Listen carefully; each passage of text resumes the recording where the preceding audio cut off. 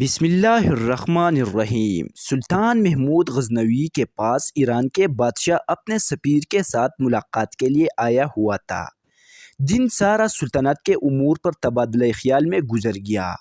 رات کے کھانے کے بعد ایرانی بادشاہ اور سفیر کو مہمان خانے میں آرام کرنے کے غرض سے بھیج دیا گیا۔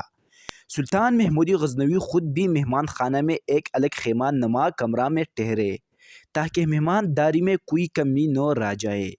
تقریباً نصف رات کے بعد سلطان نے اپنے خیمہ کے باہر کھڑے غلام کو آواز دی، حسن! اس نے پانی کا لوٹا اور خرمچائی اٹھائی اور خیمہ میں داخل ہو گیا۔ ایرانی بادشاہ بڑی حیرت سے اپنے خیمہ کے پردہ سے یہ منظر دیکھ رہا تھا اور ساتھ ہی ساتھ سلطان محمود غزنوی رحم اللہ کے غلام حسن کا باہر آنے کا منتظر بھی تھا، جیسے کوئی سوال اس کو بے چین کیے ہوئے تھا۔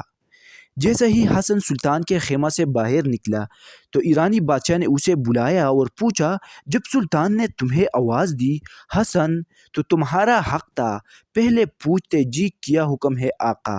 تو بنا پوچھے ہی پانی کا لوٹا لے کر سلطان کے خیمہ میں چلے گئی، ہو سکتا ہے سلطان کو کسی اور چیز کی طلب ہو۔ حسن مسکرایا اور ایرانی بادشاہ کو جواب دیتے ہوئے بولا، حضور میرا مکمل نام محمد حسن ہے اور میرا سلطان ہمیشہ باوضو رہتا ہے، اور جب اس کا وضو نہ ہو تب ہی مجھے حسن کہہ کر پکارتا ہے، اور میں سمجھ جاتا ہوں اب سلطان کو وضو کی حاجت ہے، جو انہوں نے اسم محمد صلی اللہ علیہ وسلم کو اپنی زبان سے ادا نہیں کیا۔ آج تک میرے سلطان نے بغیر وضو کے مجھے محمد حسن کہہ کر نہیں پکارا۔